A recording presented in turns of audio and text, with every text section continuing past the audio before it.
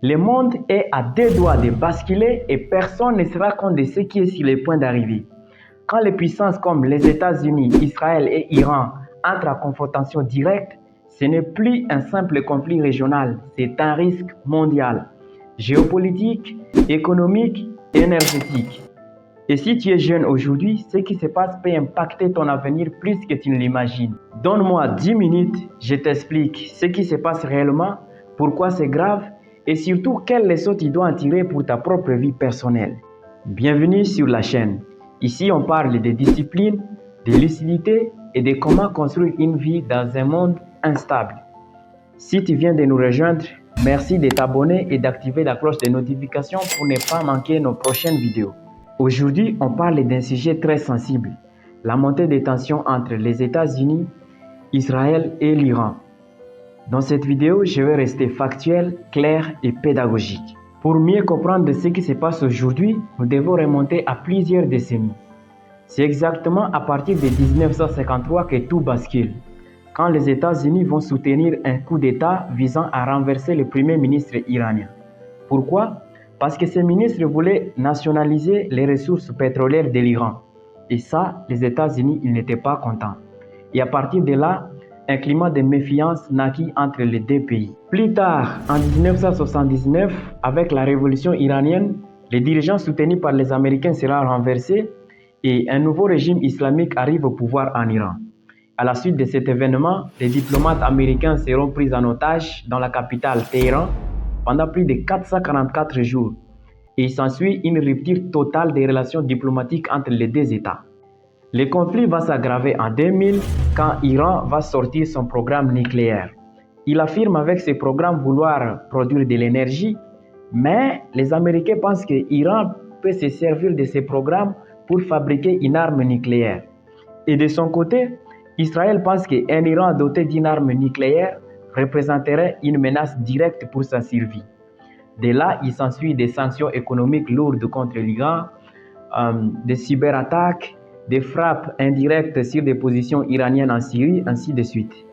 En 2015, les choses semblent s'apaiser avec la signature de l'accord nucléaire entre l'Iran et les autres grandes puissances.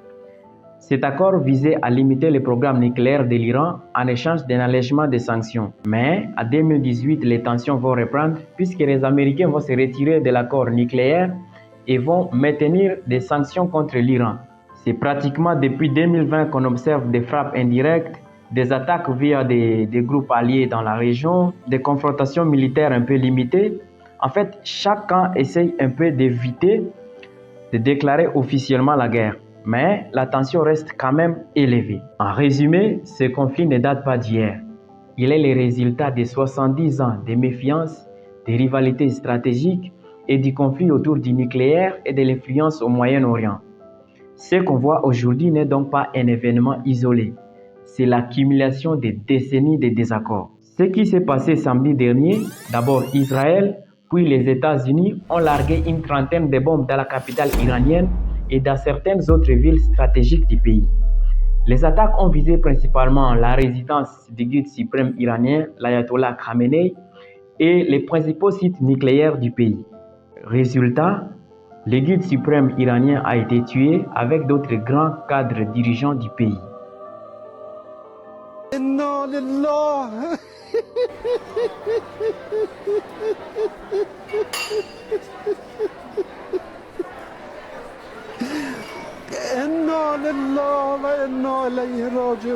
Iran a à son tour riposté en lançant des missiles sur l'ensemble des pays de la région où se trouvent les bases militaires américaines, notamment en Israël, en Jordanie, au Qatar, aux Émirats arabes unis, en Arabie saoudite, etc.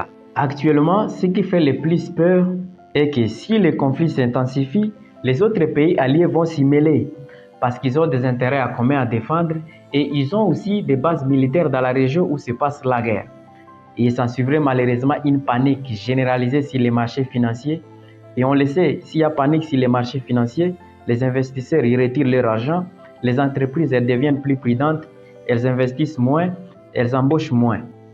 Et un autre point très important, c'est que une grande partie du pétrole mondial passe par une région stratégique au Moyen-Orient, le détroit d'Ormuz. Et si cette zone est menacée ou attaquée, les prix du pétrole, il augmente.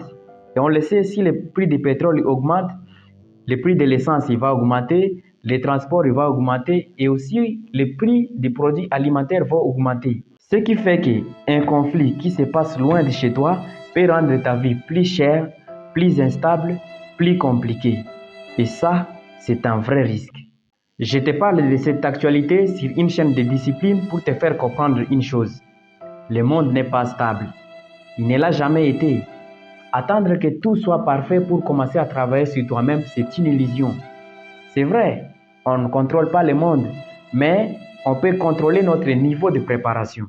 Si tu veux continuer d'apprendre à vivre avec plus de discipline et avoir le plein contrôle sur ta propre vie, abonne-toi et active la cloche de notification.